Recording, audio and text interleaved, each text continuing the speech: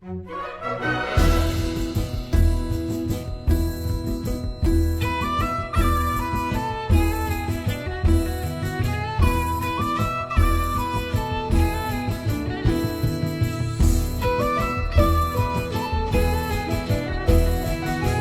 Tatiana y hoy les voy a hablar sobre las bases históricas de la economía. Para iniciar esta historia iniciaremos con el mundo antiguo. Para ello nos iremos a los pueblos de Asia Menor y el norte de África que se caracterizaban por el control del Estado sobre la producción agrícola y minera, el comercio entre pueblos tanto vecinos como lejanos, a cargo de comerciantes independientes, la producción de bienes manufacturados por artesanos libres y las grandes construcciones por iniciativas gubernamentales y mediante la contratación de mano de obra. Este sistema de intercambio requirió una evolución en la legislación que regulaba los contratos comerciales y la mano de obra. También requirió de un sistema monetario basado en los metales preciosos y la acuñación a cargo del Estado. Dentro de las monedas más antiguas que se conocen está el electro, una moneda en forma de riñón compuesta por la aleación natural del oro y la plata, acuñada en Libia sobre el año 600 a.C. Todas estas características fueron compartidas también por los egipcios, los griegos, los fenicios y cartagineses, hasta llegar a un alto grado de madurez en Roma. Por la época de Augusto, en 63 a.C. y el 14 después de Cristo, se hizo evidente en el campo de la carecía la suficiente mano de obra debido a la organización de las costumbres. Este rey intentó resolver el problema con la regulación del matrimonio, volviéndolo obligatorio con la intención de promover el crecimiento de la población e incluso se dice que promovió el regreso recurriendo a la Las especies del Imperio Romano y su influencia en esta parte. Es importante tener en cuenta que lo tocaremos desde el siglo III. En ese entonces la solución que se encontró para algunos problemas que permeaban lo económico fue la entrega de parcelas de campesinos para que las trabajaran y vivieran de ellas. Posteriormente, a finales de este mismo siglo, mediante un edicto imperial se obligó a campesinos, agricultores y sus herederos a que permanecieran en sus tierras a cambio de una garantía de permanencia de la propiedad aun si eran como esclavos. En este caso de arreglos grandes, los terratenientes lograban configurar un gran poder y configurar el pater familias como colonos de la tierra. Incluso los campesinos independientes pasaron a depender de estas figuras. Más tarde, cuando se conquista el Imperio Romano de Occidente, los pueblos germanos dejaron intacto este sistema de señoríos y campesinos dependientes y la iglesia y príncipes se encargaron de difundirlo por el resto de Europa. Esto quiere decir que Inglaterra, el centro de Europa, Escandinavia, el Gran Imperio Romano, que se dio en el 476 después de Cristo. En este, la economía europea sufrió un profundo retroceso estructural que marcó el paso de una economía urbana monetaria y comercial a una economía más rural, más cerrada y más feudal.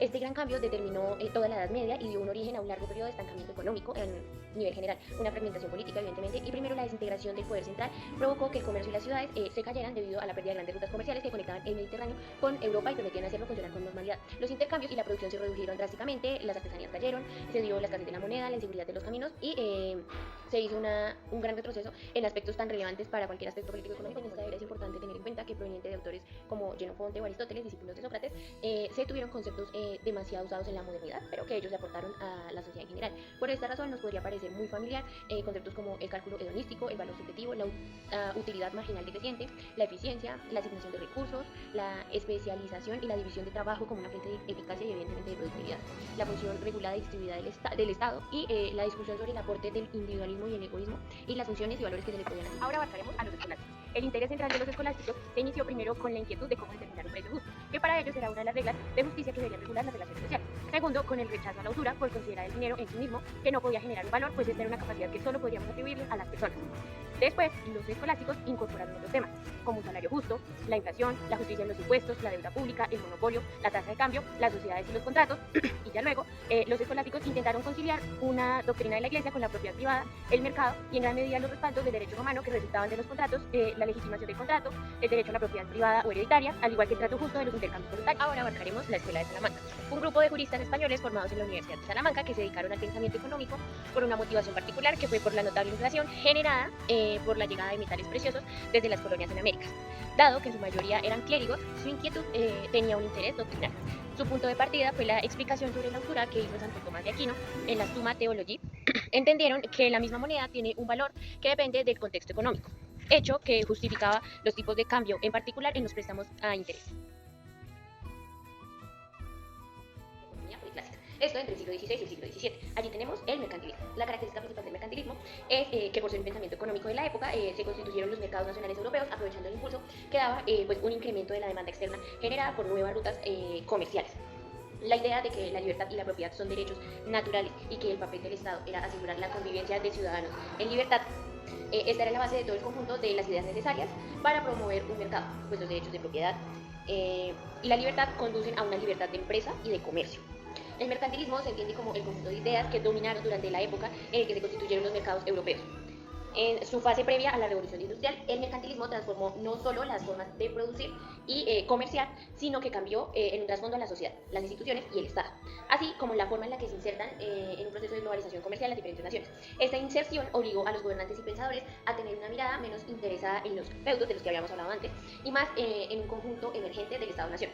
Los mercantilistas solían afirmar que una adecuada oferta de dinero resultaba particularmente esencial para el crecimiento del comercio, tanto doméstico como internacional. Creían que el cambio de la cantidad de dinero generaba cambios en el nivel del producto real y tenían ideas como, por enumerar algunas, la primera, que se prohíban todas las exportaciones de oro y plata y que todo el dinero nacional se mantenga en circulación. La segunda, que se obstaculicen tanto como sea posible todas las importaciones de bienes extranjeros. Y la tercera, que donde sea indispensable determinadas importaciones deban obtenerse de primera mano y a cambio de otros bienes nacionales, más no por oro o plata o unos valores diferentes. En histórica, vamos a 1750 con la fisiocracia, considerada la primera corriente en aplicar el razonamiento científico a la teoría económica, sentando las bases de la economía clásica. Surgió como una reacción contra el mercantilismo, especialmente frente a la excesiva inversión del Estado y una visión muy comercialista de la riqueza. Los fisiócratas afirman que la verdadera fuente de valor y prosperidad era la tierra y la agricultura, no el comercio ni la acumulación, la cual proviene de una serie de procesos desencadenantes que llevaron a la unificación de gran parte de Asia a comienzos del siglo XIII. Allí se dio una decisión de unificar y promover el comercio en Occidente.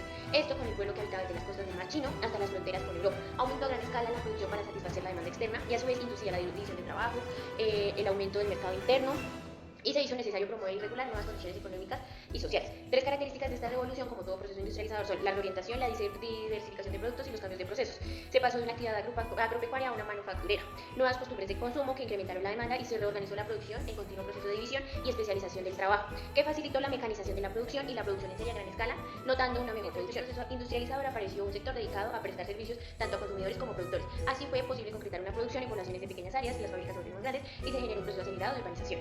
La producción, que antes estaba a cargo de artesanos que eran propietarios de herramientas y maestros de producir bienes de principio a fin, pasó del taller a una fábrica de propiedad de grandes empresarios con recursos de mercado financieros más firmes, créditos y ventas de acciones. Los artesanos fueron reemplazados por obreros asalariados.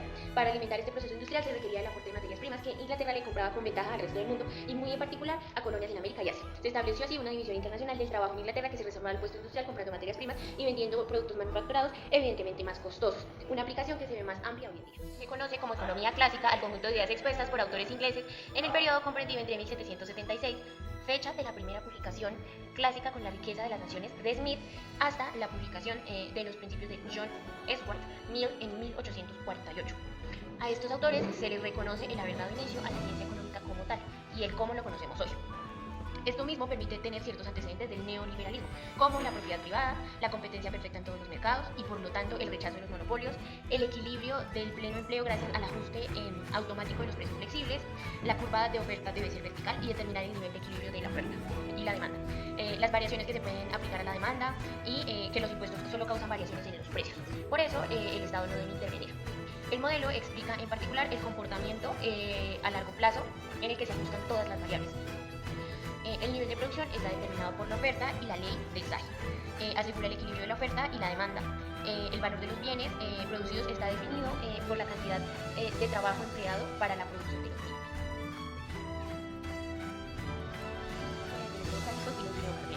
Esto en el siglo XIX. La expansión de la industria de bienes de capitales y financieros fue impulsada además por aquellos países que decidieron seguir con este proceso de industrializarse y por tanto donde demandaban tanto bienes de capital como marcas financieras. Así Inglaterra se convirtió en un taller y a la vez en el Banco del Mundo. Otro cambio notable fue el paso a la explotación extensiva con más horas de trabajo, menos salarios. Esta explotación intensiva soportaba el cambio técnico acumulado desde la revolución industrial.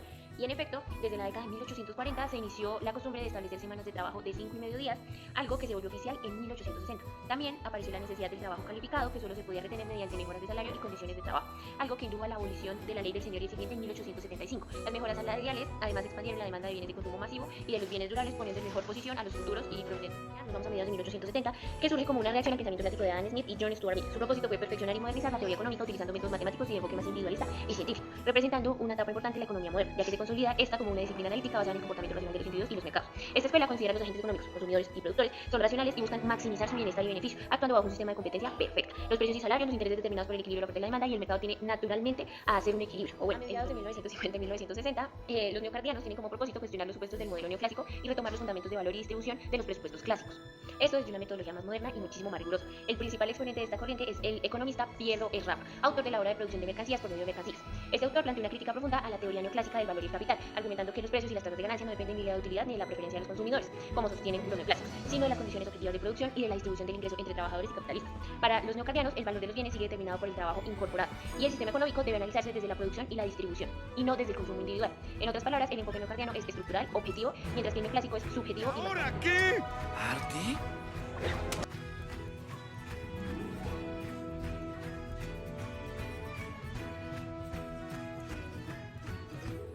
Siglo XX. Mercados imperfectos, keynesianismo y economía del desarrollo. Tras las crisis del capitalismo liberal, especialmente la de 1929, surgieron nuevas corrientes que cuestionaron la idea de que el mercado se autorregula y garantiza el pleno empleo, como sostenían los economistas clásicos y neoclásicos. El punto de partida fue el pensamiento de John Maynard Keynes, quien planteó que el sistema capitalista puede permanecer en situaciones prolongadas de desempleo e inestabilidad, por lo que el Estado debe intervenir activamente para estimular la demanda agregada mediante políticas fiscales y monetarias. El keynesianismo marcó una ruptura con el liberalismo clásico, proponiendo un Estado regulador y planificador que promoviera el crecimiento económico, la redistribución del ingreso y el bienestar social. A la par surgió el estudio de los mercados imperfectos, donde las condiciones de competencia perfecta no existen. Hay monopolios, oligopolios, poder de mercado, información asimétrica y rigidez de precios. Finalmente, la economía de desarrollo apareció a mediados del siglo XX, sobre todo en América Latina, como respuesta a la desigualdad entre países industrializados y economías periféricas. Economistas como Raúl Prebisch, Celso Furtado y Arturo Lewis sostuvieron que el subdesarrollo no era una etapa previa al desarrollo, sino una consecuencia estructural de un sistema económico internacional. Al mando. Camaradas, la nación está en bancarrota. No nos queda más que abandonar el comunismo. Yo sé, pero siempre supimos que esta patraña no podría sostenerse. Se destaca que el pensamiento socialista no surge de una manera uniforme, sino que tiene distintas etapas. Primero aparece el socialismo utópico, con autores como Saint-Simons, caracterizado por su idealismo y su búsqueda de las comunidades cooperativas basadas en la armonía social. Luego, con Karl Marx y Friedrich Engels, surge el socialismo científico, que plantea una crítica estructural al capitalismo, explicando sus contradicciones internas y proponiendo su transformación a través de la lucha de clases y promover el principio de igualdad tanto en la teoría como en la práctica. Es increíble que haya corruptos peores que en Estados Unidos, pero lo vimos. La mayor parte de las propuestas implican una reorganización social y política para asegurar el poder político y que la propiedad se distribuya efectivamente entre todos. Para Marx y Engels se propusieron dilucidar las peculiaridades de la formación y el funcionamiento del sistema económico capitalista, entendieron el desarrollo histórico como una lucha de clases cuyas etapas eran impulsadas por el desarrollo de la fuerza productiva en un proceso dialéctico de acumulación de cambios cuantitativos que daban lugar a grandes saltos cualitativos. Creían además que estos saltos solo se podían concretar con el uso de la violencia.